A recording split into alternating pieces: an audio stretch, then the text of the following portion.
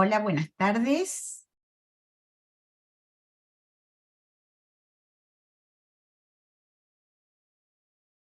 Perfecto, Nora. Hola, buenas tardes a todos, amigas y amigos.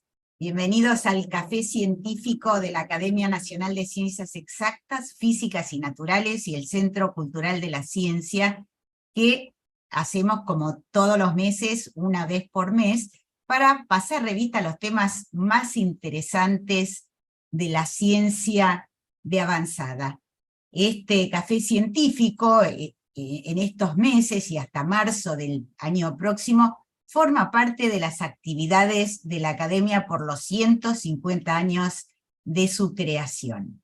Y el tema de hoy es el canto de los pájaros desde la física y la inteligencia artificial. Como siempre hacemos, les voy a presentar a nuestros invitados de hoy, y allí se van a dar cuenta de qué privilegio tenemos mes a mes en estos cafés científicos. Uno de ellos es Gabriel Mindlin, todos lo conocemos por Gabo Mindlin. Nació en Quilmes, Argentina, y egresó de la Universidad Nacional de La Plata como licenciado en física.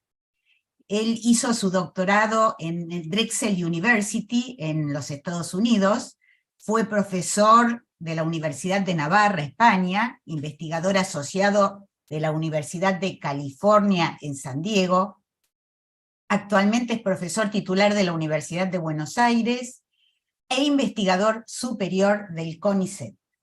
Recibió premios internacionales, nacionales e internacionales, entre ellos el premio Estímulo de la Fundación Bungiborn, el premio Arthur Winfrey del Centro Internacional de Física Teórica de Trieste, la designación de Fellow de la American Association for the Advancement of Science y la de miembro de la Academia Latinoamericana de Ciencias, entre muchos otros.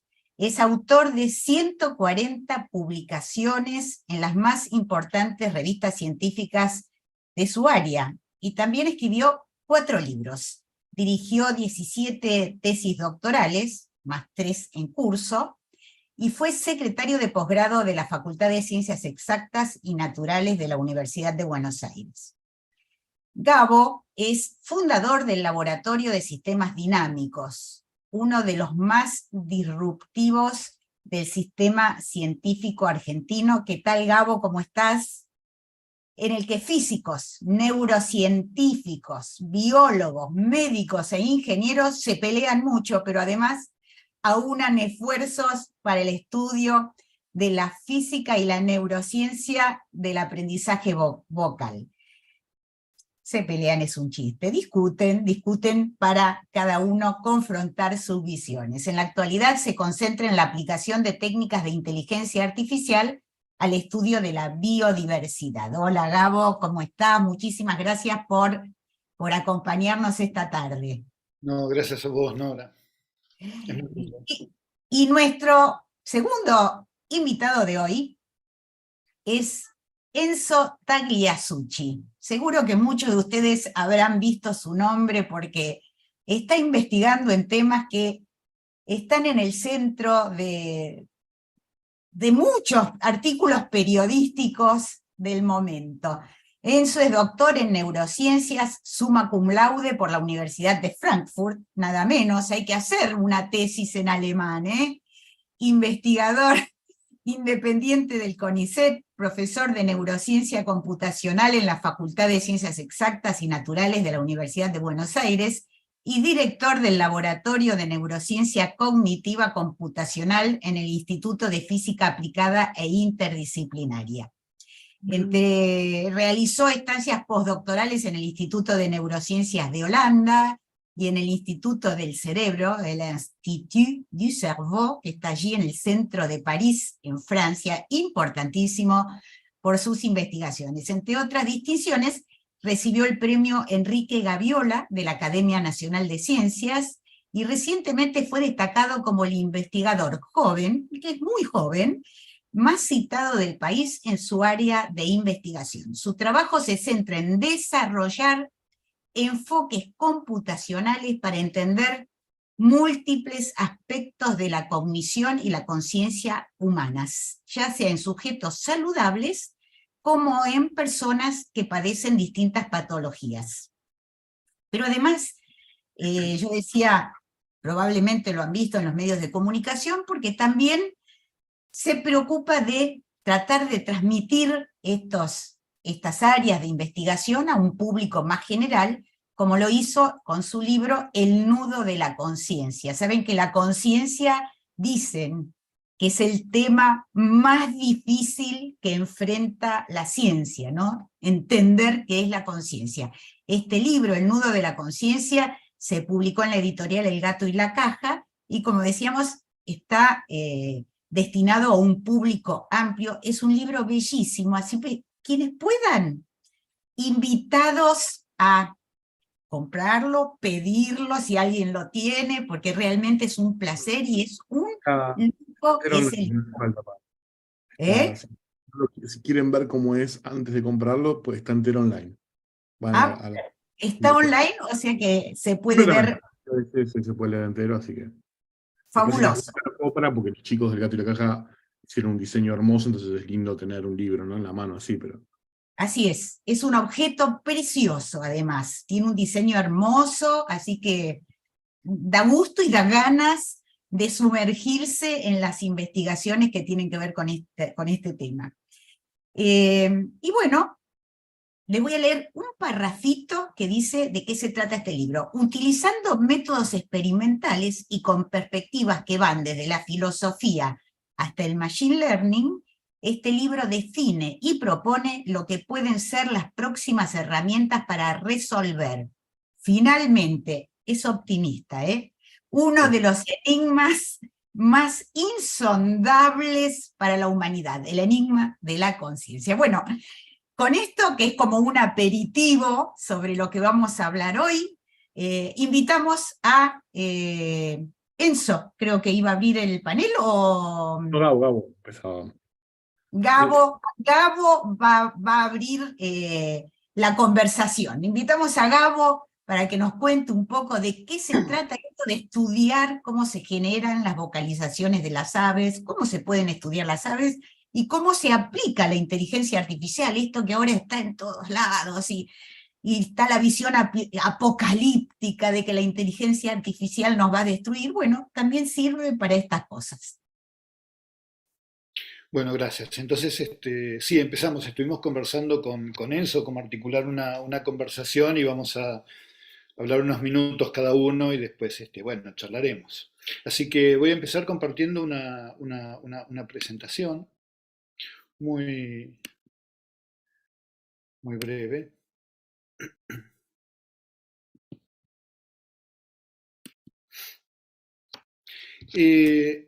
Bueno, cuando Gloria me contactó por primera vez y sugirió el título, imaginé que gran parte de la gente que iba a estar siguiéndonos iban a ser entusiastas o amantes de las aves, y para quienes no, para quienes se acercaran para escuchar una discusión en general sobre temas de inteligencia artificial, no viene mal repasar un poquito que las aves nos fascinan a muchos de nosotros por muchas cosas. Una de ellas es la enorme diversidad, la diversidad de formas, colores, adaptaciones a distintos ambientes, por su vuelo, que nos evoca nada, un deseo permanente a los humanos de lograr lo mismo, esa misma sensación de libertad que transmiten las aves, y por supuesto por su canto. Y los cantos son extraordinariamente diversos, que van desde este familiar canto de nuestro chingolo,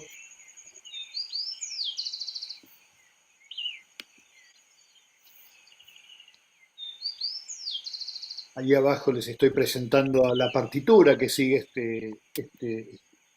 esta ave, que si bien necesita aprender esa vocalización, la va a repetir una y otra vez. Y también tenemos vocalizaciones tan raras, tan bizarras como esta, el cortarramas,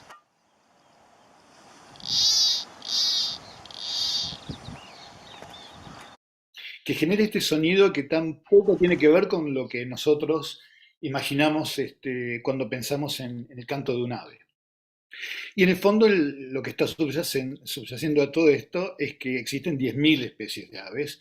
Acá vemos una clasificación de distintos órdenes y subórdenes, dentro de las cuales, dentro de estas 10.000 especies, existen estas 5.000 que son particularmente interesantes para la ciencia porque son un modelo sobre cómo un cerebro se reconfigura durante el proceso de aprendizaje. Es decir, estas aves necesitan aprender a vocalizar como los humanos aprendemos a hablar. Es decir, primero escuchando a un tutor y bueno, en un proceso muy complejo en el que intervienen programaciones genéticas y experiencias, el cerebro se va reconfigurando como para generar instrucciones motoras que envía un aparato vocal cuya física estudiamos nosotros en el laboratorio y la venimos estudiando desde hace muchos años.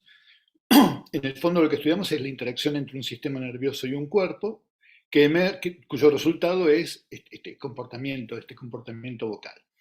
Bueno, entre las cosas que hacemos, gracias a que tenemos estos métodos matemáticos que traducen estas instrucciones fisiológicas en sonidos, bueno, estamos utilizando estas técnicas para cosas tan lindas y evocadoras como escuchar sueños. Yo no voy a hablar de eso, hay una charla que si quieren pueden ver en la web sobre algunas aplicaciones de la física al estudio del canto de las aves.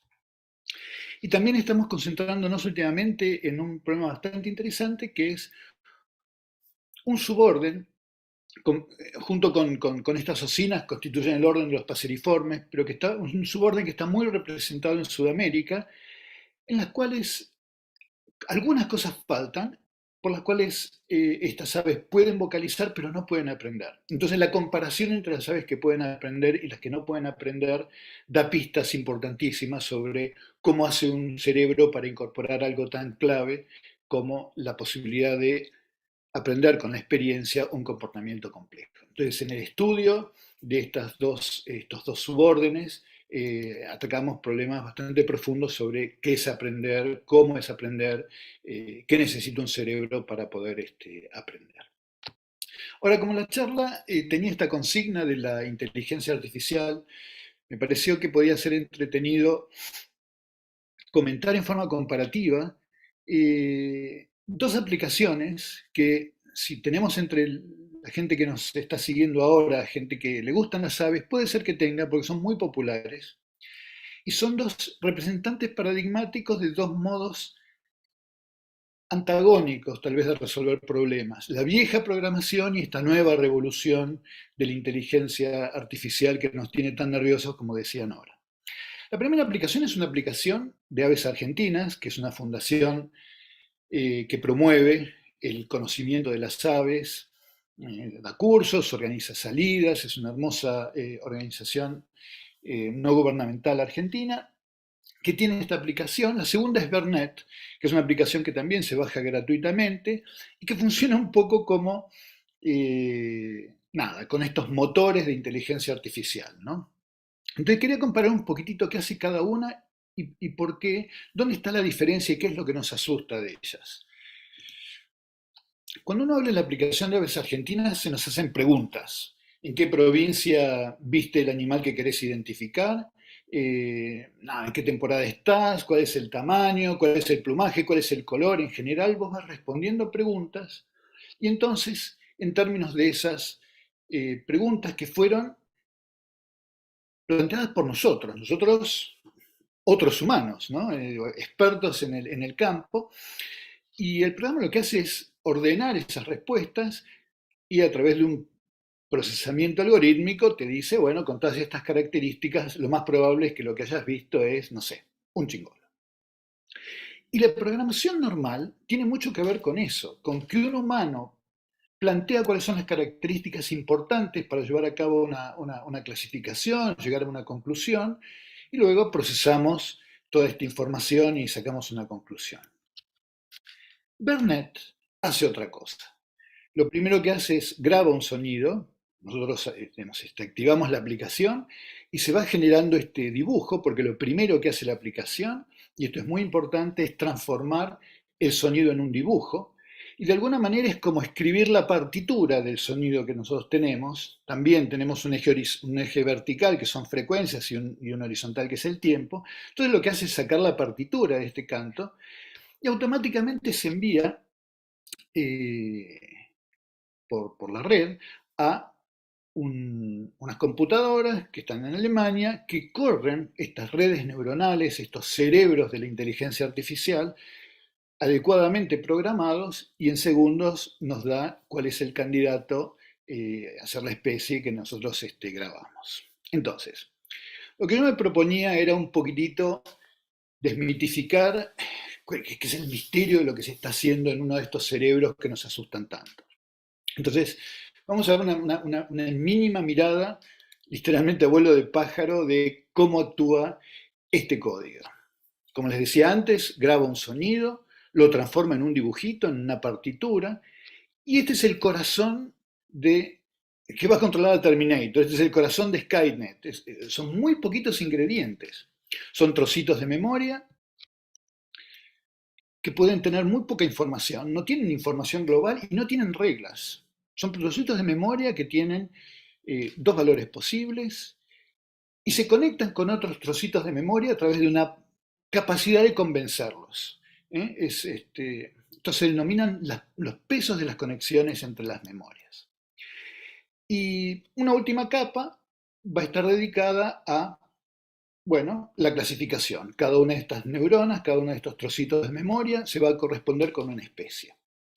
Entonces, el entrenamiento que se lleva a cabo es no a través de dar reglas, como en el caso de la aplicación de aves argentinas, sino que se le pasa una y otra vez ejemplos y se van modificando estos pesos como para lograr que cada vez que aparezca la partitura del canto de una especie dada, se identifique esa especie.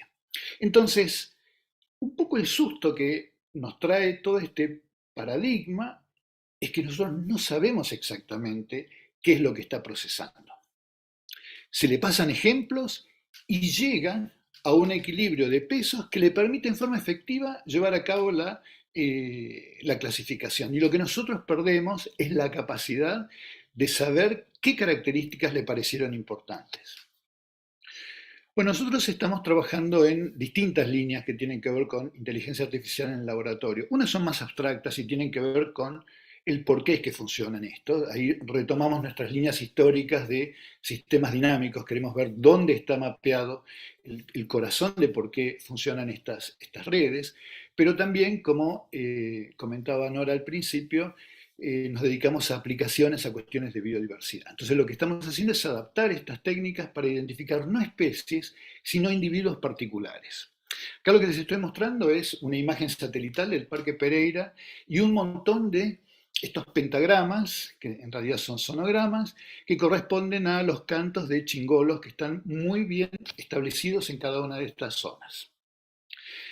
Son todos muy parecidos, pero si se fijan bien, el comienzo, lo que se llama tema, es ligeramente distinto y nosotros entrenamos a estas redes como para que puedan identificar a cada individuo particular. Y eso nos permite hacer un seguimiento de su historia vocal, de su aprendizaje, con quienes se pelean, con quienes forman pareja, a quienes tutorean, etc.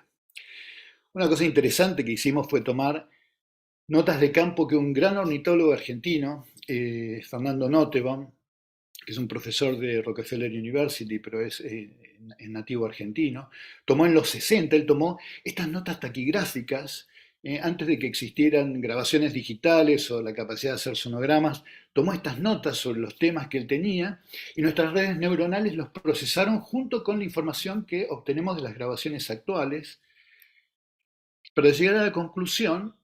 Esta es una representación es una representación espacial donde cada punto es un canto y si los puntos están cerca quiere decir que los cantos son parecidos. Y si ustedes se fijan, lo que tenemos es que en algunas zonas los cantos actuales coinciden con los cantos que se reportaron hace, en la década del 60, ¿no? O sea, hay hitazos de los 60 que se preservaron. Y como esta es una especie en donde hay un aprendizaje, esa preservación tiene que ver con el hecho de que haya habido una continuidad cultural entre los individuos de hace tantas décadas y los actuales. Esto es una línea de investigación en donde la puesta a punto con estas especies nos prepara para estudiar problemas de biodiversidad que son bastante sensibles, uno de los cuales es el estudio de una especie amenazada que es el cardenal amarillo. Es una especie amenazada, bueno, fue una especie muy perseguida por su canto, justamente. Este es el canto del cardenal amarillo. ¿Sí? Y esta vez fue muy perseguida bueno, por el comercio ilegal y ahora está muy amenazada. Hacer un seguimiento de la población, de los pocos individuos que quedan, es muy difícil, muy difícil. El proyecto de anillarlos, de seguirlos y mandar gente al campo para que los siga, entender qué es lo que los está afectando, cómo lo afecta el cambio del entorno. Entonces una de las cosas que hacemos es utilizar estas técnicas para simplemente seguirlos a través de grabaciones. La idea es poder seguir la historia de cada uno de ellos y seguirlos con atención. Esto lo hacemos con otro grupo de la facultad, con el doctor Reboreda y su grupo, y tenemos pensado también estudiar al macaco viano con estas estrategias junto a Kenny Rosler y demás.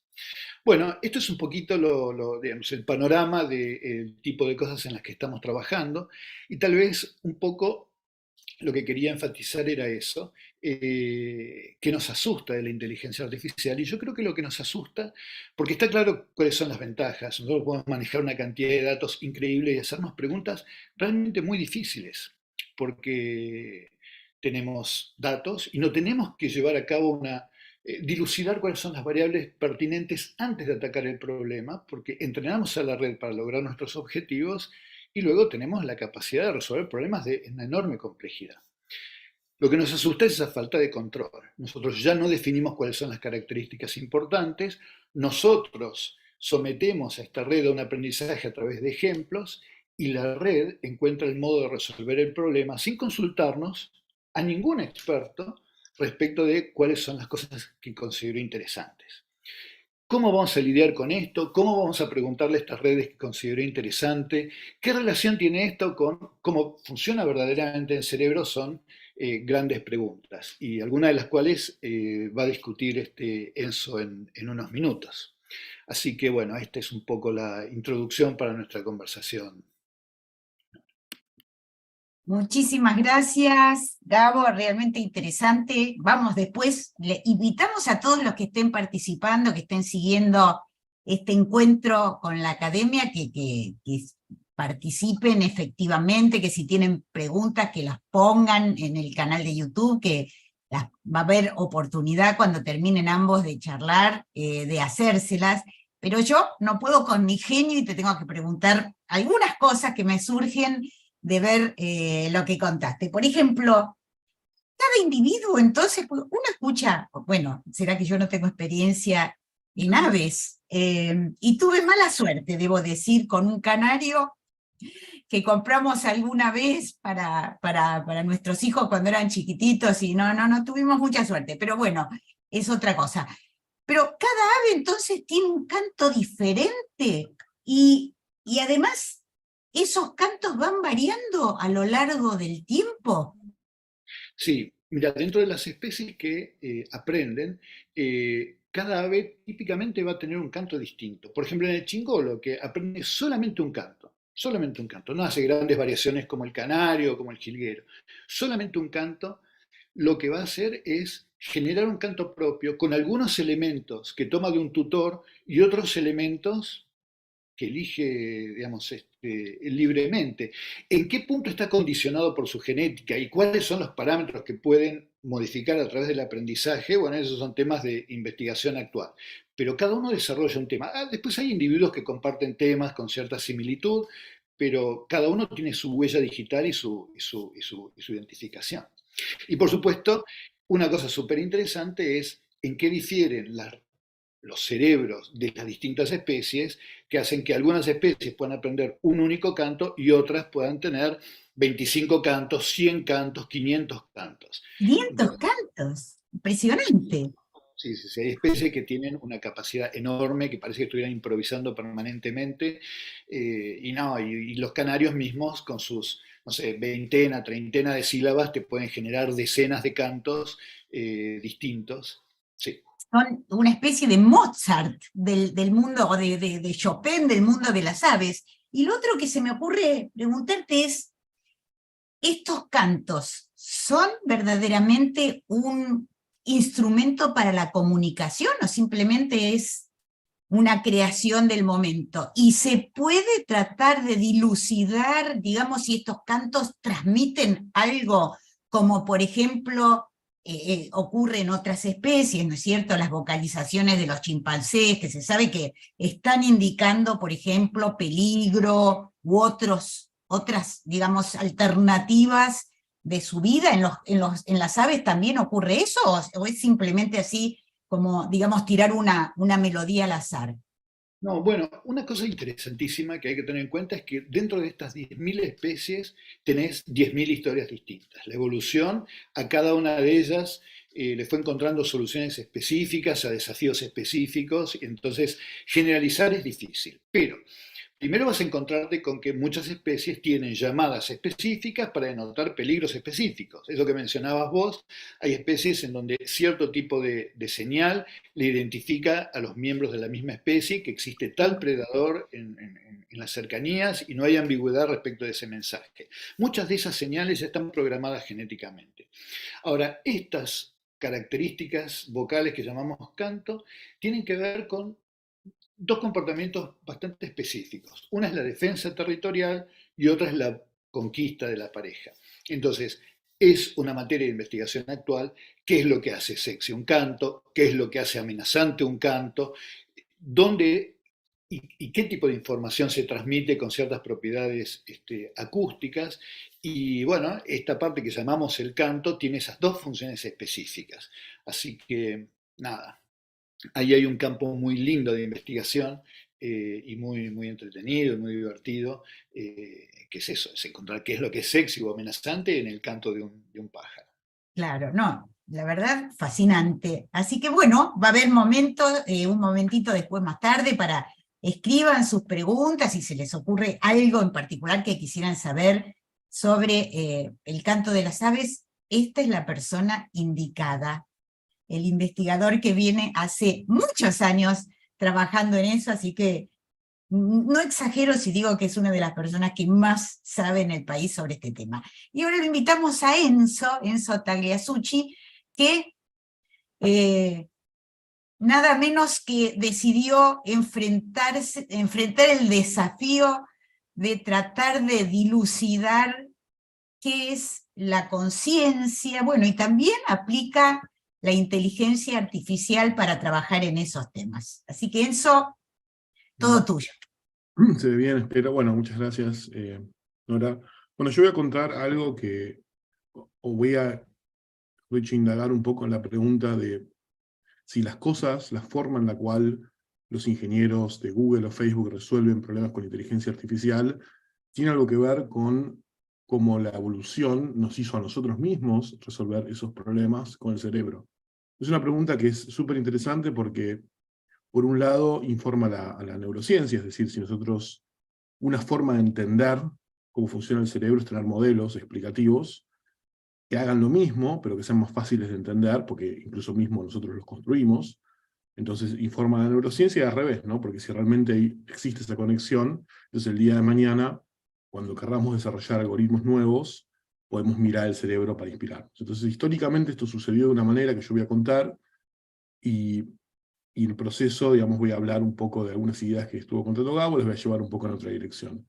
Esto para jugar un poco es una muestra de que hoy por hoy la inteligencia artificial puede hacer tareas que hace 10, 5 años pensábamos que solamente un ser humano podía hacer. Esto es una red neuronal que uno le pone una consigna para una imagen, por este caso Einstein conoce a Maradona, generar imágenes convincentes, ¿no? Obviamente con muchas limitaciones, del Diego con Einstein con la camiseta argentina. Fíjense que improvisa algunas cosas, ¿no? En algunas fotos, en esta foto, por ejemplo, por algún motivo le puso a Einstein la camiseta argentina, ¿no? Digo, es algo no trivial. Hay varias de estas que me divierten mucho. Esta es una de mis favoritas. Esto es un courtroom sketch, lo que dibujan, está hecho en el estilo de un courtroom sketch, o sea, que lo que dibujan en los juicios, sobre todo en las películas de Estados Unidos se ve a veces. Pero este es un juicio de un capibara contra Elon Musk. Se ven acá los cuadros donde está Elon Musk, está acá el capibara, que es un carpincho esencialmente, y están, ¿no?, todos discutiendo. Este es Ricardo Ford como un personaje de Mortal Kombat. Y este es el próximo presidente de Argentina, que la red hizo una especie de amalgama de políticos argentinos, me parece, no hay muchas respuestas. Bueno, esto es simplemente una demostración de que hay cosas que ya hacen las redes neuronales, que hacen no mucho era inconcebible que no las haga alguien que sea un ser humano.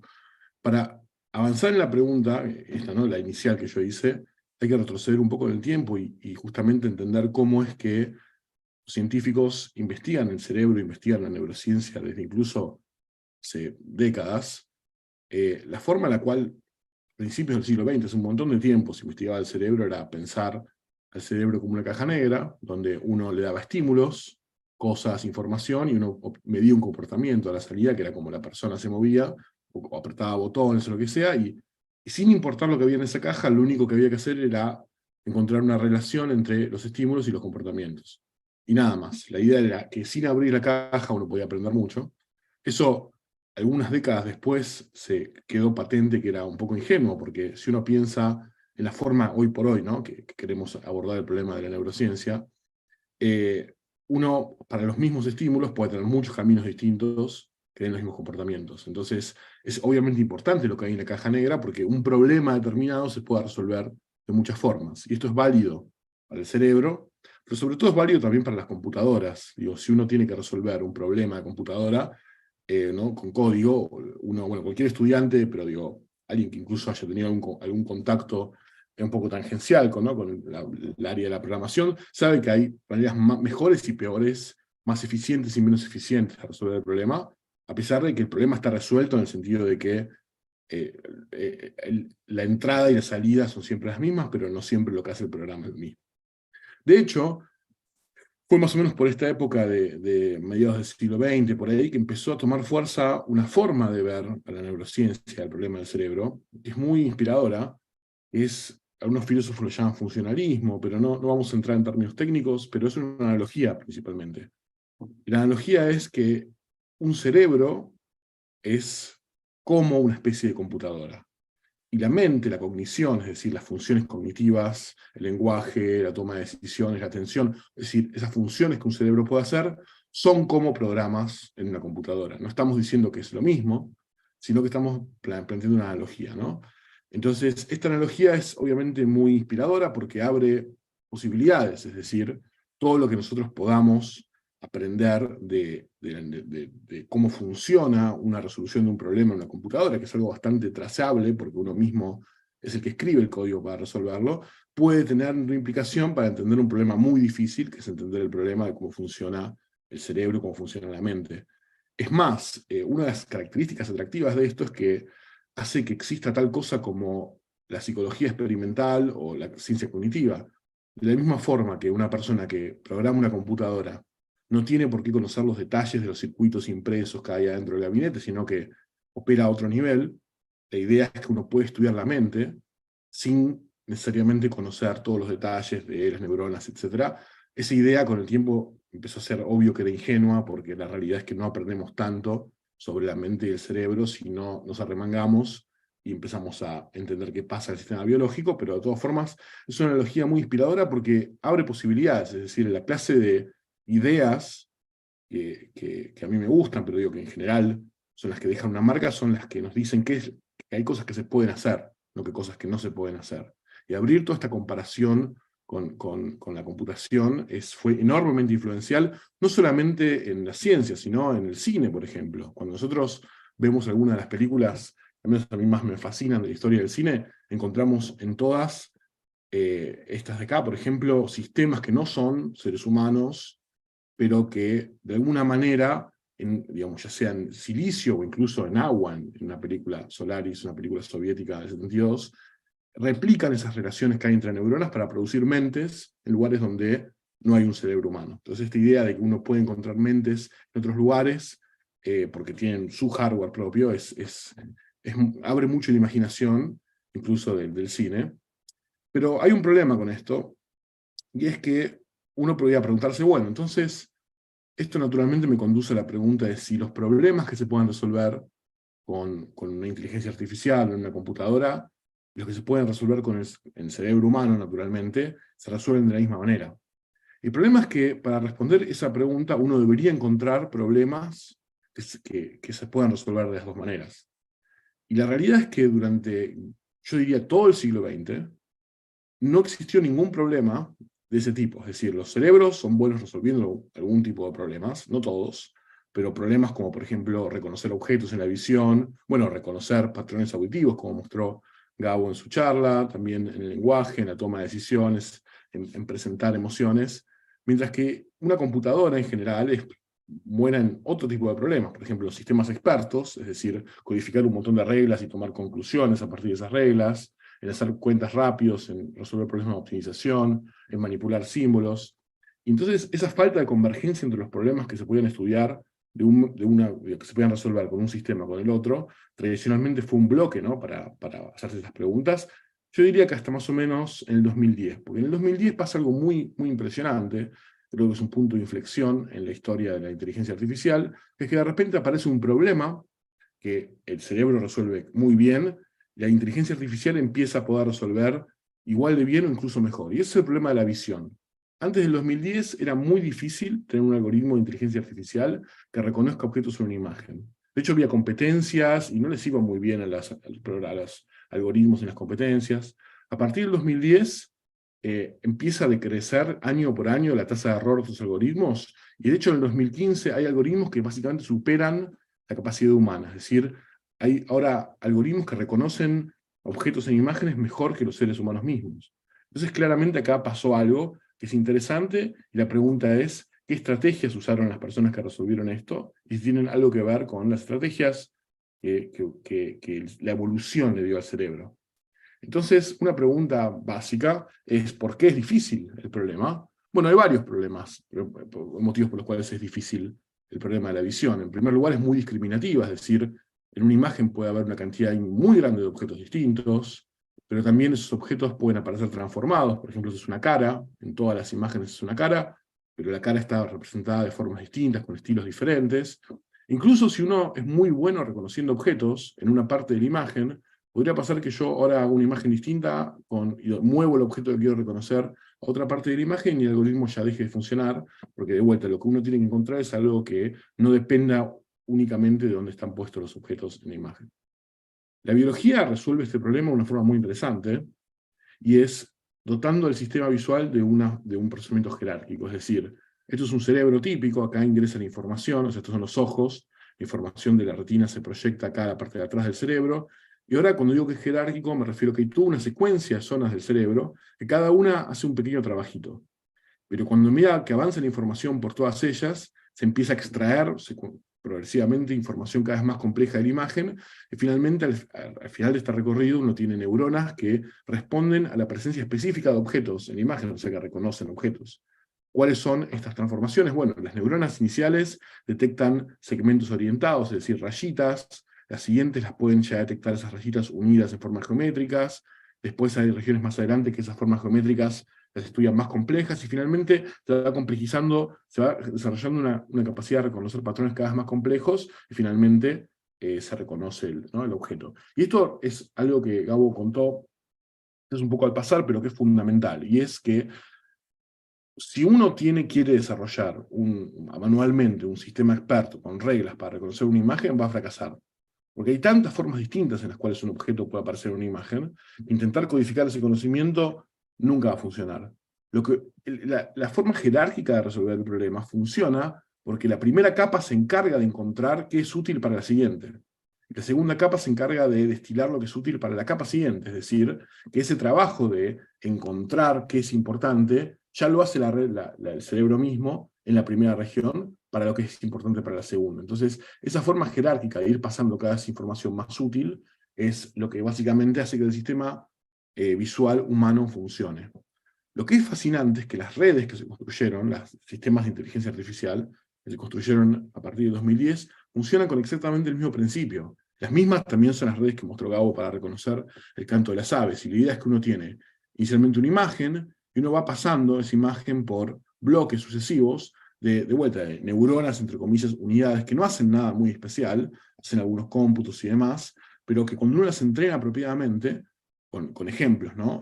Lo que uno logra resolver es que la primera capa, es decir, este primer módulo jerárquico, es capaz de representar información que ahora es útil para la siguiente, y así sucesivamente. Entonces, esto hace las veces de lo que antes una persona tenía que codificar con reglas digamos, complicadas para pasarlo a la computadora, que pasen tanto las aves, incluso en las imágenes, ¿no? Digamos, eso ya no se hace más en gran medida, porque las redes tienen una estructura jerárquica que aprende a hacerla. Ese es uno de los motivos por los cuales en el 2010 se resolvió este problema con la inteligencia artificial. Hay otros dos motivos que los cuento al pasar. Uno es que cuando uno intenta entrenar esta red, tiene que esencialmente encontrar el valor de 60 millones de parámetros. Es decir, estos 60 millones de parámetros tienen un valor óptimo para resolver el problema y uno tiene que optimizarlo, y para eso necesita un poder de cómputo enorme, y esencialmente las grandes empresas como Facebook, Google empezaron Nvidia empezaron a desarrollar y acumular algo que se llama GPU, que es lo que antes se usaba para jugar videojuegos en una computadora, pero que hoy por hoy se usa sobre todo para entrenar estas redes, que es muy eficiente, es una arquitectura de cómputo nueva. Y otro motivo son los ejemplos. Si ustedes se ponen a pensar de dónde salieron tantas fotos de objetos o imágenes justamente para entrenar esto. Bueno, por ejemplo, en la aplicación que contó Gabo, seguramente lo que hacen es la información que le pasan, que la gente va subiendo, le pregunta si está bien etiquetado o no, cuando está bien etiquetado lo consideran un ejemplo válido y van acumulando en base a lo que la gente sube. Pero con imágenes, ¿cómo se haría? ¿Dónde salen estas millones y millones de imágenes? La respuesta corta es que de Facebook. O sea, en 2010, la gente misma, digamos, ustedes se acuerdan, si se usaban Facebook en esa época, Facebook le pedía taguear, o sea, etiquetar objetos o imágenes en las fotos, y la gente subiendo sus fotos a las redes sociales era lo que generó ese caudal tan grande de imágenes para que la inteligencia artificial aprenda y pueda finalmente reconocer esas imágenes. Entonces, para ir terminando, creo que ya ir convergiendo la pregunta, hay dos o tres cosas que se pueden decir sobre la similitud entre cómo las redes neuronales o la inteligencia artificial resuelve el problema y el cerebro humano. La primera interesante es que los errores que se cometen son similares. Si entrenamos una red neuronal y una persona para clasificar imágenes, en general, los errores que comete una persona es tener un eje, en otro eje las imágenes que se equivoca la red neuronal, hay un error que está correlacionado, es decir, los errores son similares. Si yo me equivoco, confundo un burro con un caballo, probablemente la inteligencia artificial también, pero incluso hay cosas mucho más abstractas que son fascinantes. Por ejemplo, la inteligencia artificial es vulnerable a lo que se llama ataques adversariales.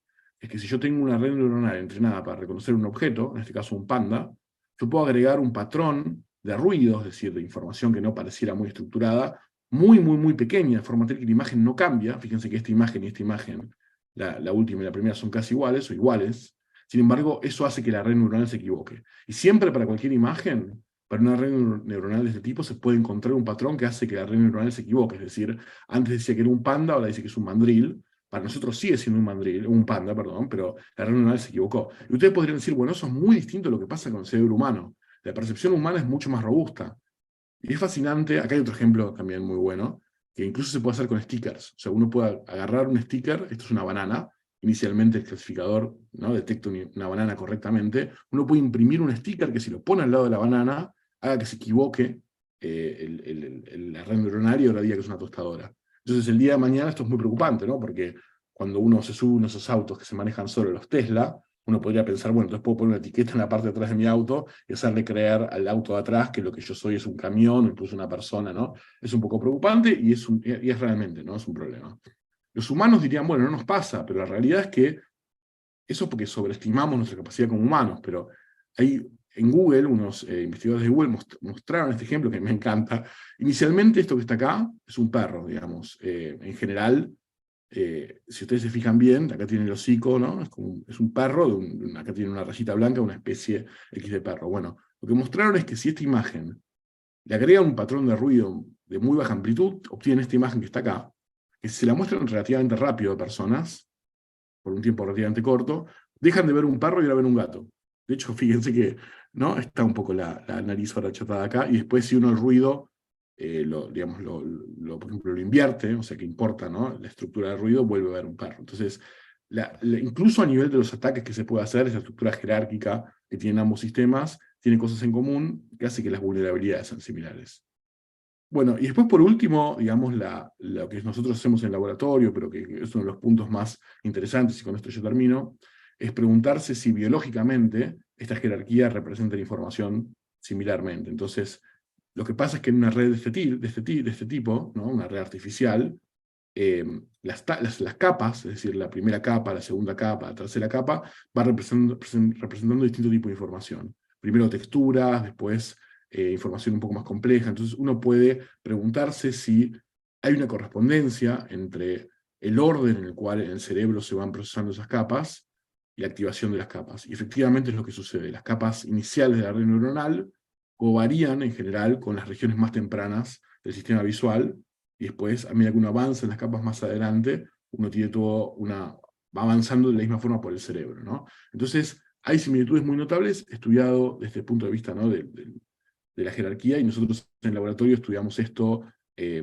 bueno, digamos, con el punto de vista, ¿no? De entender, por ejemplo, si algunas cosas que un ser humano puede hacer, por ejemplo, consumir una droga que le genere alucinaciones o alteraciones en la percepción, tiene una contrapartida con, por ejemplo, saltearse o acceder a una de estas capas más tempranas de la red, de alguna forma para modelar esos fenómenos más complejos, mediante un sistema que conocemos bien, que son las redes neuronales, que el hombre mismo las construyó. Entonces, para terminar, la conclusión principal es que hay siempre muchas formas de resolver un problema, pero que parece haber una convergencia cuando se resuelve un problema complejo, con conceptos o ideas centrales, tanto en el sistema artificial como en la biología, en este caso, digamos, sistema jerárquico.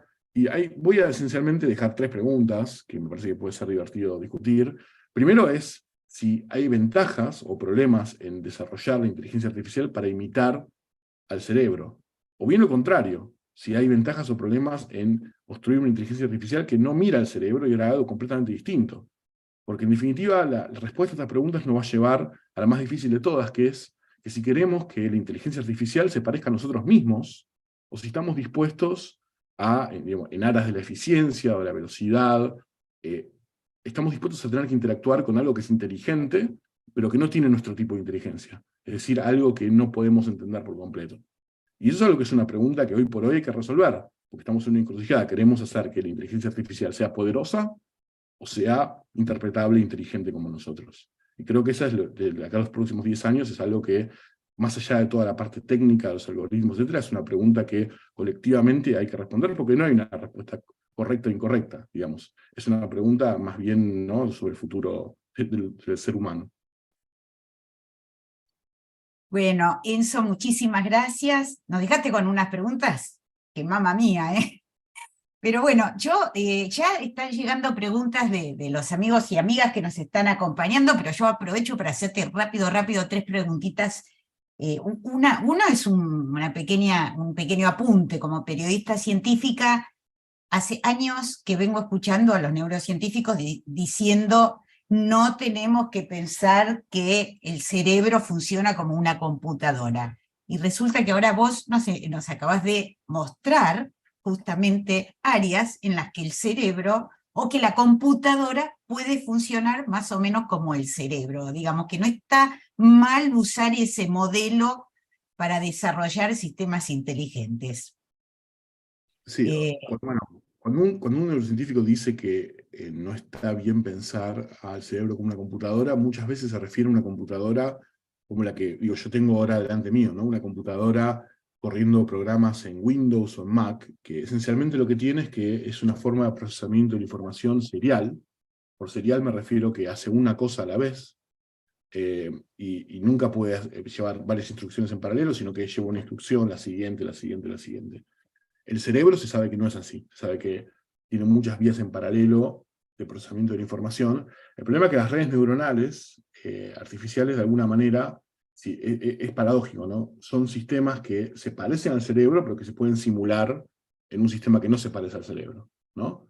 De alguna manera, lo que uno hace con una computadora es, digamos, sobre todo con las GPUs, ¿no? Es dar una capacidad de cómputo tan grande al sistema, pero puede simular sistemas que son distintos al sistema mismo. Es decir, que pueden hacer cosas en paralelo, entrenar varias capas, unidades. Entonces, como modelos del cerebro son buenos y corren en una computadora. Pero eso no quiere decir que en su aspecto más fundamental, las computadoras que tenemos en el escritorio son buenos modelos para el cerebro. No sé si se entiende.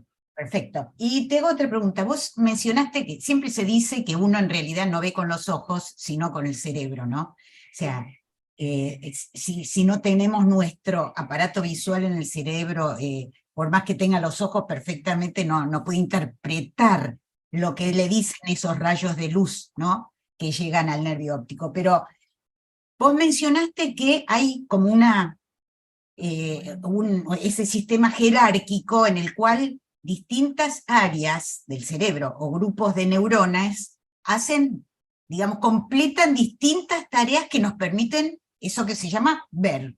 Ahora, quiere decir que si uno tuviera pequeños daños en esos grupos de personas, ¿no ve nada o no ve ciertas cosas? Es una pregunta fascinante y aplica tanto a las redes neuronales, ¿no?, como al ser humano, pero la respuesta es que es selectivo, es decir, cuando uno ve cómo avanza la información por el sistema, uno encuentra que hay capas de la corteza cerebral donde la actividad de las neuronas correlaciona con el movimiento en la imagen, o correlaciona con el color, o correlaciona incluso con, no sé, con la presencia de caras, por ejemplo. Hay módulos muy buenos para detectar caras en el ser humano porque es algo que socialmente es muy adaptativo. Y los daños localizados en esas regiones causan daños localizados en la percepción. Es decir, una persona que tiene un daño localizado en una región de percepción de caras, lo que va a pasar es que la información no va a poder ver caras. O sea, digamos, si bien la información que llega a su corteza visual contiene las caras, no las va a poder abstraer e identificar. Lo mismo con los colores, lo mismo con los movimientos. Y si el daño es en la etapa más temprana, que es B1, ¿no?, esencialmente la persona está ciega, porque a partir de ahí es donde se construye todo lo demás. Y con las redes neuronales pasa algo parecido. Uno puede introducir daños específicos que afecten algunas capacidades o avancen otras. Pero sí, está encapsulado en ambos sistemas y eso es una consecuencia del procesamiento jerárquico. Interesante. Y la última, vos nos tiraste una pregunta, varias, pero una finalmente, si queremos desarrollar inteligencias diferentes de la nuestra. Y yo te hago otra a partir de eso. ¿Podemos imaginar y diseñar inteligencias que sean diferentes de la nuestra? O sea, Bueno, un ser humano puede imaginar un tipo de inteligencia y plasmarla, por supuesto, tecnológicamente, que sea diferente creo que hay de dos la que... posibilidades, ¿no? O sea, una posibilidad es que no existan, o sea, que haya una única forma de ser inteligente, entre comillas, y esa es la forma biológica, la forma que la evolución nos dotó a nosotros, los humanos y muchos animales, para resolver problemas, y que no haya, digamos, otra forma distinta. Pero la realidad es que lo que va pasando, a medida que descubrimos, digamos, avanzamos nuestro conocimiento, es que hay problemas particulares, ¿no?, todavía no globalmente, que las redes neuronales, la inteligencia artificial, logra resolver mejor que los seres humanos. Y cuando lo logra resolver mejor, naturalmente tiene que hacerlo de formas muy distintas. Mi ejemplo favorito es el ajedrez. En el ajedrez, hoy por hoy, las computadoras juegan muchísimo mejor que cualquier humano.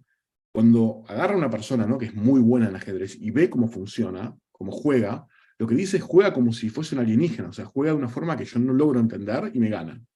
Entonces yo creo que, si bien globalmente la inteligencia capaz, digamos, no podemos imaginarnos una inteligencia distinta a la nuestra, en ciertos dominios en particular, eso es lo que puede pasar, digamos, que nosotros no podamos entenderlo, y que tampoco sea explicable, porque no todo se puede explicar en términos fáciles, entonces tengamos que esencialmente convivir con código que, digamos, como dice Gabo, no fue diseñado ni ningún experto, que resuelve problemas que nosotros nunca podríamos resolver, y no entendemos cómo, y tampoco es posible explicarlo, porque a veces de vuelta, nosotros, si tuviésemos que explicarle a un perro cómo jugamos al ajedrez, tampoco lo podríamos hacer, ¿no? Digamos, no siempre. Entonces, y ese es el problema. Y yo creo que, aun si no los podemos imaginar, en esos procesos de optimización van a surgir ese tipo de inteligencias. Y bueno, digamos, será cuestión de justamente decidir qué es lo que queremos. Si queremos el poder que nos da esa resolución de problemas, pero al mismo tiempo convivir con esa sensación incómoda de no saber, esto es un poco magia, ¿no? No, sí, se iría de control, digamos, no podríamos controlarlo, ¿no? Por Es eso lo que hay mucho plantean miedo, claro. esas películas que vos mencionaste, y bueno, muchas obras que exploran futuros posibles, ¿no? Tema fascinante si los hay, el de la inteligencia y el del cerebro en general. Pero estamos muy contentos porque llegaron varias preguntas. Hablen ahora quienes quieran hacer preguntas, porque si no, no van a desaprovechar la oportunidad. Así que, sin miedo, sin inhibición, a preguntar. Estrella nos pregunta para Gabo, estas preguntas que llegaron son para Gabo. No sé distinguir especies. He notado en los últimos tiempos otros cantos diferentes en la ciudad de Buenos Aires. ¿La inteligencia artificial puede ayudar a saber si son especies que vinieron de otras zonas por los incendios y otros cambios en la naturaleza? Sí, definitivamente puede. Y de hecho, si te interesa, lo que yo comentaba al principio, esta aplicación Vernet es una aplicación de inteligencia artificial que está siendo entrenada por innumerables voluntarios que suben su información y van enriqueciendo progresivamente a esta red. Esta red, como venimos discutiendo en todo este café, permanentemente aprende, permanentemente se reconfigura y por lo tanto, cuando aparecen nuevas especies, siempre, por supuesto, existe en el entrenamiento alguien que es capaz de identificarlo, pero una vez que se incorpora a la base de datos, aprende a distinguir esta nueva especie. Y esto que mencionás vos es un fenómeno que existe. Existen especies que están migrando del norte a la zona pampeana, existen especies que hace 25 años eran totalmente, su presencia era minimal y ahora sobrevuelan nuestros cielos de una manera abrumadora, como los estorninos. Entonces estamos viendo, con los cambios de las fronteras agrícolas y demás, un cambio monstruoso en la distribución de distintas especies. Entonces esto que te llama la atención es tal cual.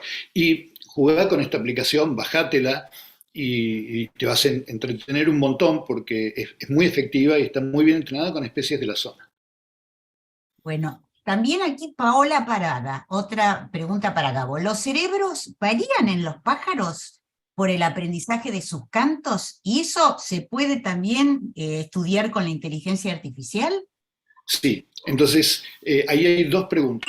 Una, dentro de cada especie, la experiencia va modificando el cerebro de cada individuo, es decir, cada individuo que está sometido a una experiencia de aprendizaje distinta. El cerebro de estas aves, las aves que aprenden, es muy interesante. Tiene una parte, un circuito, que es lo que se llama el circuito motor, que es donde se generan las instrucciones que controlan su respiración y el manejo de la siringe. Y tiene todo otro circuito que hace lo que en esta conversación que tenemos sobre inteligencia artificial es la corrección de errores, la modificación de los pesos de las conexiones entre las neuronas que permiten que en el proceso de aprendizaje, el intento de copiar a un tutor, cuando la práctica no da el resultado correcto, da las instrucciones necesarias para que se reconfigure el peso de las conexiones y por lo tanto el cerebro permanentemente está cambiando. Entonces, el cerebro de un ave que aprende va cambiando cuando va entrenándose y cuando va practicando, va corrigiendo sus errores y después hay otro fenómeno fabuloso que es el de neurogénesis. En ciertas especies, en ciertas épocas del año, hay una masiva invasión de nuevas neuronas que se reconectan y son funcionales y también incorporan una riqueza al canto. Pero sobre la pregunta específica sobre si hay una relación con la inteligencia artificial, definitivamente, porque este secreto operativo de que la red, sin que nosotros le demos reglas, va reconfigurándose en función de tratar de optimizar un resultado, la biología, en el caso del cerebro aviar, encontró un mecanismo. Hay un conjunto de núcleos que permanentemente comparan la salida con la expectativa y reconfiguran al cerebro.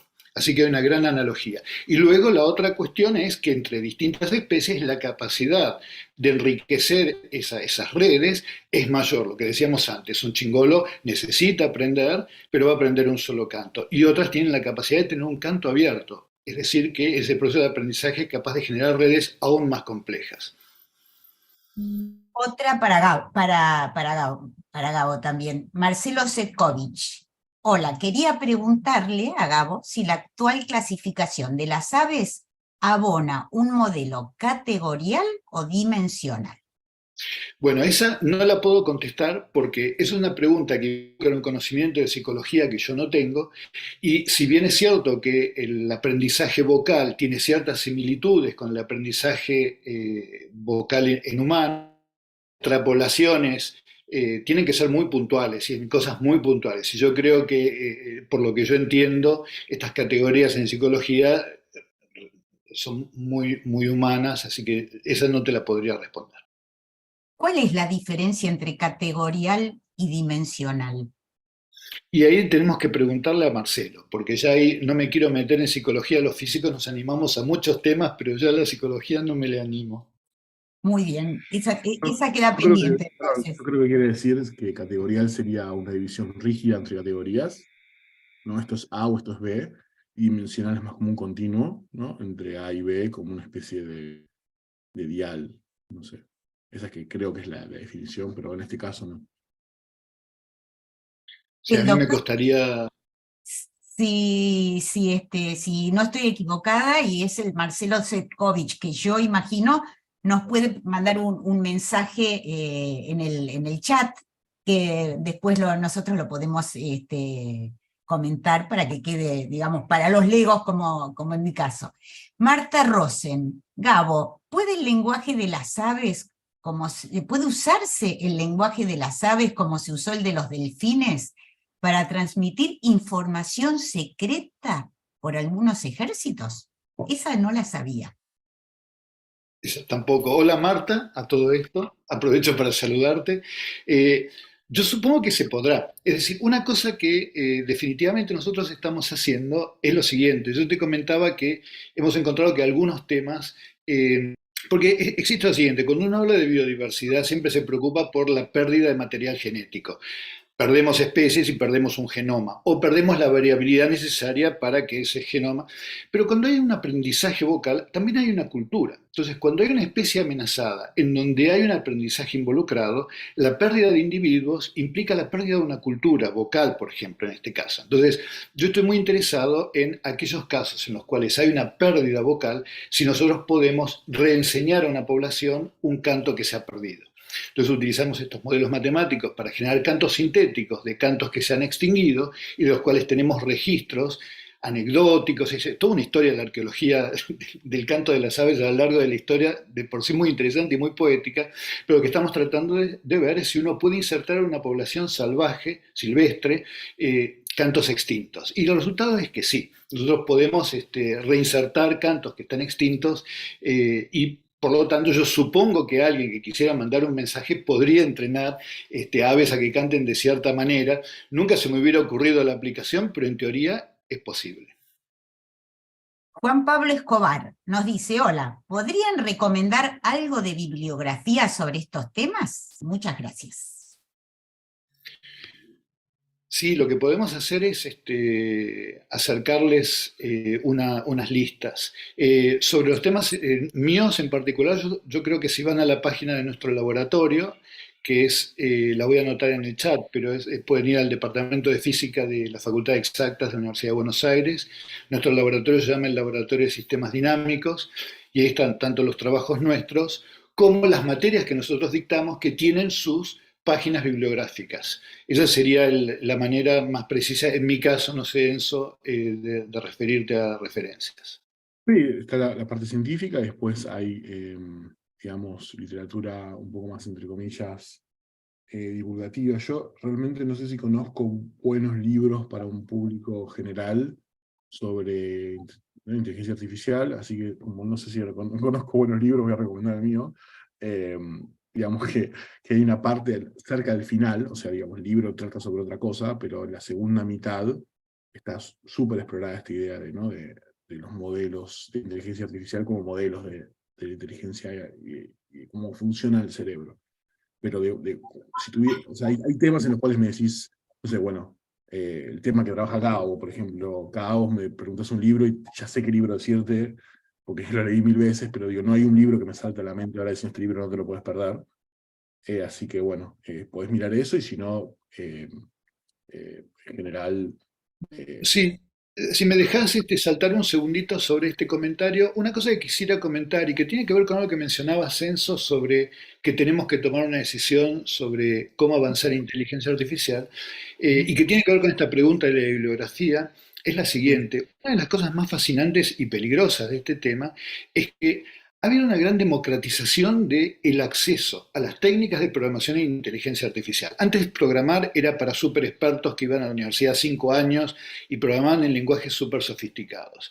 Y Google y otras empresas han generado programas de muy alto nivel, Keras, por ejemplo, que permiten a una persona con un entrenamiento de computación razonablemente bajo, llegar a construir algoritmos de inteligencia artificial razonablemente sofisticados para aplicaciones interesantes. Por ejemplo, acá hay una pregunta sobre diagnósticos médicos. Y sí, uno puede generarse bases de datos como para distinguir imágenes de tal tipo y diagnosticar enfermedades. Bueno, tiene sus riesgos, pero lo que digo es que está muy democratizado el acceso a la inteligencia artificial. Y hay una enorme comunidad de gente que construyendo sobre esos, digamos, mecanismos, genera avances todo el tiempo. Entonces, libros como el de Jolette, que fue el creador de Keras, que trabaja en Google, es un libro que una persona con un mínimo entrenamiento en computación puede autoentrenarse con ese libro y empezar a trabajar en el área. O sea, tiene lo maravilloso de la democratización del conocimiento y también esto de que estamos todos lanzados a esta especie de fiebre del oro, del cual, digamos, hay preguntas muy básicas, como la que formulaba Enzo hoy, que, bueno, nada, vamos a tener que lidiar con las consecuencias de eso. Una tecnología sobre la cual nosotros perdemos el control explícitamente. Nosotros nos resignamos a que nosotros nos damos las reglas. Esta inteligencia la genera de algún modo que nos termina sorprendiendo solamente porque nos entusiasman sus resultados. Así que ahí tenés una linda referencia para inteligencia artificial que te va a empoderar un montón sobre cómo empezar a trabajar en el tema y bueno, ahí estamos todos. Y repetimos de nuevo el título del libro de Enzo, que como él subrayó hoy bien temprano, está disponible, se puede leer incluso online, que se llama El nudo de la conciencia y tiene una parte dedicada a estos temas. Vos mencionaste, Gabo, la pregunta de Paola Parada: ¿puede la inteligencia artificial hacer diagnósticos médicos? Sí, ¿no es cierto? Hay investigadores de la propia Facultad de Ciencias Exactas que están trabajando muy fuerte en esos temas, pero hay otra complementaria de Marta Rosen: ¿puede la inteligencia artificial servir para ayudar a curar enfermedades neurológicas? O sea, lamentablemente curar enfermedades neurológicas es muy difícil. Yo tengo varios amigos neurólogos y ellos en general siempre me dicen que es unas ramas de la medicina más difíciles porque es relativamente fácil diagnosticar problemas, pero después hay a veces muy poco para hacer, ¿no? Porque son problemas complejos, genéticos, porque el cerebro, digo, es un organismo, es un órgano súper, súper complejo. Entonces, sí, o sea, digo, seguro se están utilizando ideas de inteligencia artificial para cosas como, no sé, descubrir terapias génicas, optimizar fármacos, incluso para, no sé, para mejorar el targeting de estimulación eléctrica en cosas como Parkinson y demás. Pero, de vuelta, como es algo tan difícil, ¿no? Como que el progreso es tan lento que no hay nada tan espectacular. Sin el diagnóstico de enfermedades, como decía Nora, hay gente, por ejemplo, en el Laboratorio de Inteligencia Artificial Aplicada, nosotros también lo hacemos, que buscamos cómo distinguir pacientes que tienen distintas patologías de la forma más fácil posible, usando un comportamiento tan ubicuo como es el lenguaje, por ejemplo. Entonces nosotros, no sé, tenemos algún trabajo que muestra cómo distinguir distintos tipos de demencias, frontotemporal, Alzheimer, Parkinson, únicamente con, no sé, 5 minutos de la persona hablando. Y eso es las mismas ideas de siempre, ¿no? Entrenar algo que descubra las reglas. Pero incluso al día de hoy se vuelve todavía más potente, porque lo que sucede es que ahora, esto no lo mencionamos mucho, pero es lo que está pasando hoy, hay un avance enorme en el procesamiento del lenguaje por redes neuronales artificiales. De hecho, hoy por hoy existen páginas donde vos podés tener una conversación muy decente con una red neuronal, puedes pedirle que escriba cosas y lo hace muy bien, el famoso chat GPT, y uno puede agarrar toda esa cosa ya entrenada, modificarla un poco, y que esencialmente muy fácilmente reentrenarla para que entienda con una precisión enorme si la persona que está hablando tiene una patología o no. Entonces, eso digamos, el diagnóstico sí. El curar el problema justo para el caso de las enfermedades neurológicas es muy difícil. Sí, hay usos, no diría de inteligencia artificial, pero sí de las computadoras en promover, digamos, funciones cognitivas, y eso sí se está explorando, ¿no? Pero Eso no es todavía... como curar, ¿no? Digamos, es más como No. prevenir o ralentizar la evolución de una enfermedad. Claro. Bueno, y aquí Jorge Martín Vila nos pregunta, en el caso de los chingolos, tienen como mínimo 4 dialectos dentro de sus cantos. ¿Eso hay que considerarlo que está dentro de lo cultural? ¿Se podría emular mediante técnicas sintéticas? Bueno, súper interesante. Entonces, acá hay dos cosas distintas. Hay ciertas características del canto que se llaman dialectos y que están muy vinculados a propiedades acústicas que se comparten en enormes regiones. Y se cree, hay un colega, Pablo Tubaro, que tiene una teoría sobre cómo se vinculan estas características que se comparten en una región con las propiedades geográficas, las características acústicas de comunicación y demás. Y eso determina patrones comunes dentro de grandes regiones. Entonces, la frecuencia de este trino cambia desde la provincia de Buenos Aires a Córdoba, al chingolo que vive cerca del mar, etc. Y después están las propiedades de los temas distintos, en donde uno tiene conjuntos de temas que constituyen microdialectos. Nosotros justamente utilizamos estas técnicas de generación de canto sintético con modelos matemáticos para generar estímulos. Son cantos sintéticos que generan estímulos que evocan distintos tipos de respuestas. Estamos tratando de buscar qué es lo que hace amenazante a un canto, qué es lo que hace sexy a un canto, qué es lo que le hace atractivo, qué es lo que hace carismático a este canto, y por lo tanto utilizamos síntesis para explorar estas variaciones de tema y tratar de ver qué propiedades físicas están transmitiendo esas propiedades acústicas. Una cosa que nos interesa es qué señales de la biofísica se transmiten a partir de ciertas propiedades acústicas. Y ahí lo que usamos es exactamente lo que está sugiriendo Jorge, cantos sintéticos en donde generamos variaciones y estudiamos las respuestas de los animales silvestres ante esas variaciones. Tratar de entender dónde está la comunicación que evolutivamente es interesante en las propiedades acústicas del canto. Bueno, interesantísimo, como hablábamos un poquito hoy antes de iniciar en el backstage del encuentro, qué difícil, ¿no? Y avanzar en los estudios, no ya en el laboratorio, sino en el medio silvestre, ¿no? No es tan fácil con toda la interferencia que hay alrededor de eso, ya solo el registro del canto y todo, debe ser mucho más demandante, ¿no? Y más desafiante.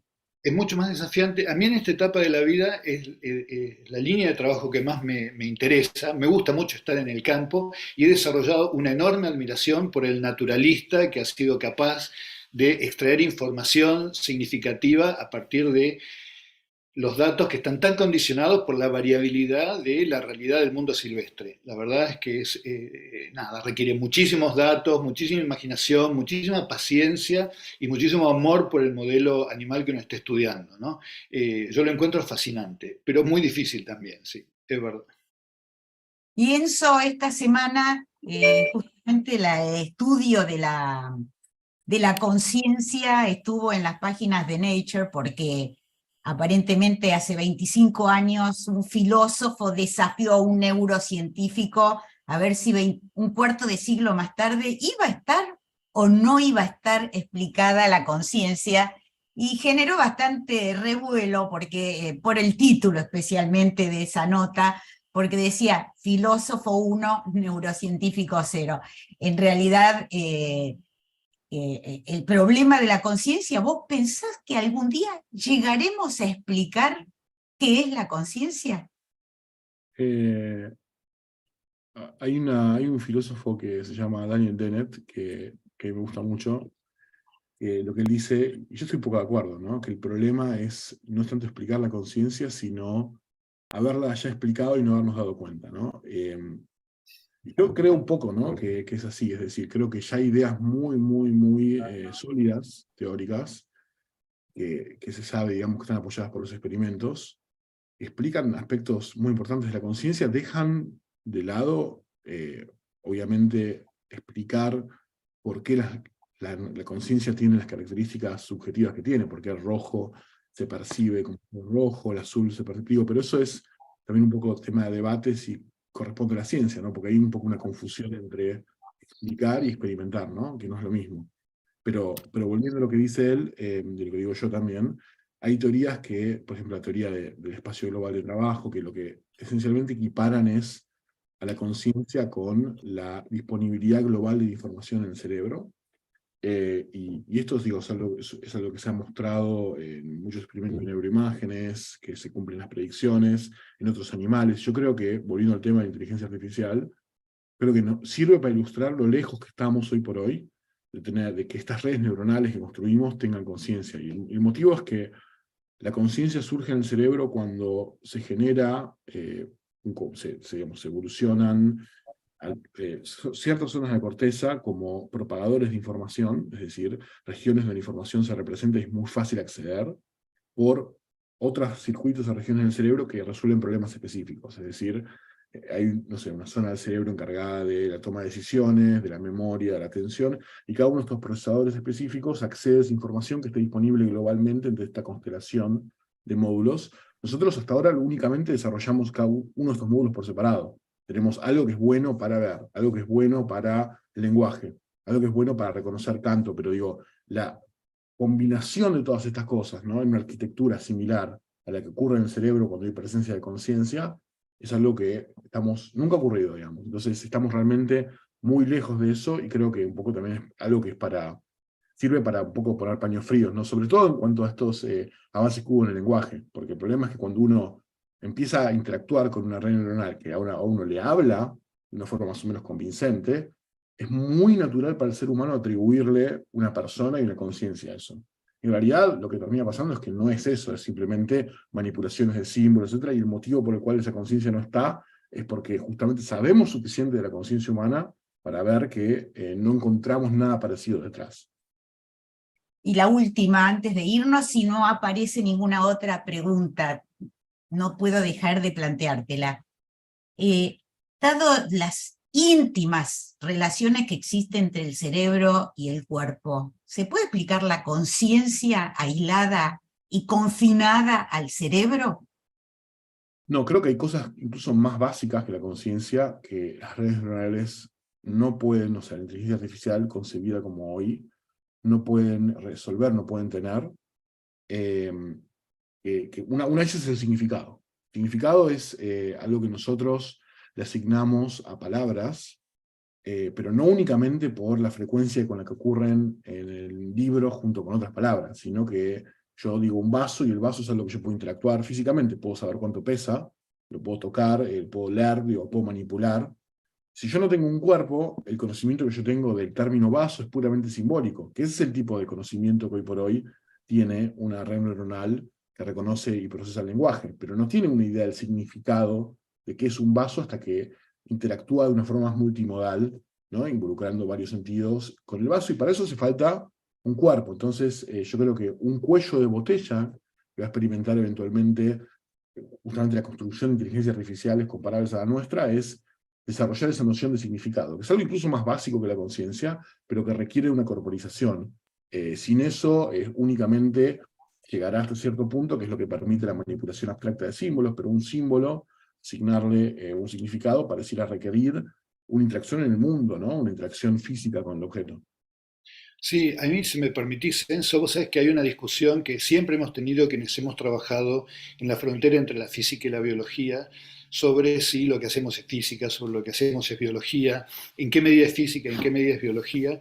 Y yo creo que la aproximación de entender la física de la interacción con el mundo y cómo interactúa con el sistema nervioso es un problema central de la concepción de la vida. Esta idea de que tenemos la conciencia o la inteligencia aislada y controlando un cuerpo pasivo no tiene nada que ver con realmente cómo evolucionan estos sistemas. Entonces, entender la interacción entre la física, la neurociencia, para entender el fenómeno de la vida es una aproximación inevitable. Y yo pienso que apunta a esto que decís vos, ¿no? Un cuello de botella conceptual a nuestra comprensión profunda de lo que es la conciencia. Bueno, y llegó una nueva pregunta, no nos vamos sin plantearla. Isabel Aban. Sería interesante, dice Isabel, poder explicar el comportamiento de los estorninos, cómo se agrupan y no se chocan entre sí. Es todavía una incógnita, sí, es un tema de investigación muy... Sí, y es un tema de investigación que le interesó muchísimo al premio Nobel del año pasado a Giorgio Parisi.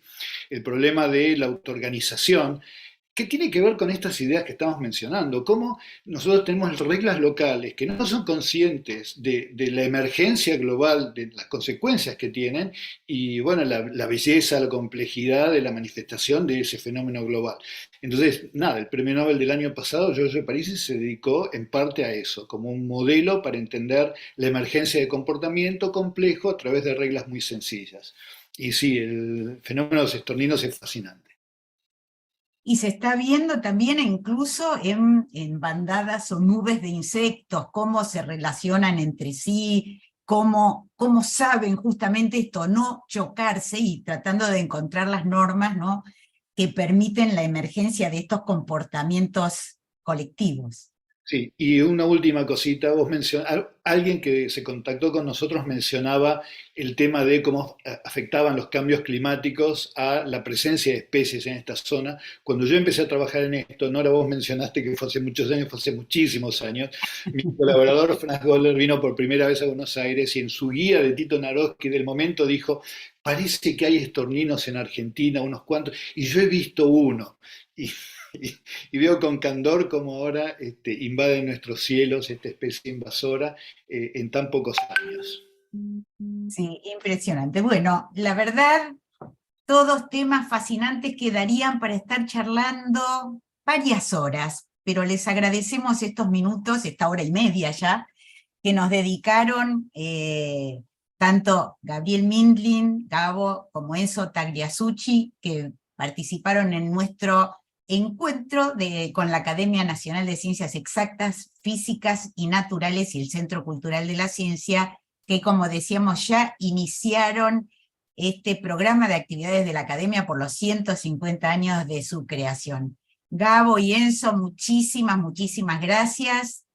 La verdad, nos dejaron con muchas preguntas allí pendientes de respuesta, y eso es algo de las cosas más interesantes y más fascinantes que uno puede tener en la vida, ¿no? Nos hacen pensar, nos hacen volver sobre estas cuestiones y tratar de entender este mundo. Así que les agradecemos muchísimo. Y por supuesto, muchísimas gracias a todos los que nos hayan acompañado, los que estén del otro lado. Les recordamos quiénes fueron nuestros invitados de hoy. Gabo Mindlin, doctor en física por la Drexel University en Filadelfia, Estados Unidos, investigador superior del CONICET, profesor titular en la Universidad de Buenos Aires. Está especializado en la investigación de los mecanismos que intervienen en los sonidos complejos del canto de los pájaros, y actualmente trabaja en la aplicación de técnicas de inteligencia artificial al estudio de la biodiversidad. Y Enzo Tagliasucci, doctor en neurociencias por la Universidad de Frankfurt, Alemania, es investigador independiente del CONICET y profesor de neurociencia computacional en la Universidad de Buenos Aires también. Dirige el Laboratorio de Neurociencia Cognitiva Computacional en el Instituto de Física Interdisciplinaria y Aplicada del CONICET y la UBA. Investiga enfoques computacionales para la comprensión de múltiples aspectos de la cognición y la conciencia humanas, ya sea en sujetos saludables como en personas que padecen distintas patologías. Muchísimas gracias por este momento fantástico, y nos despedimos hasta el próximo encuentro con la Academia. Muchas gracias a todos y todas. Chao.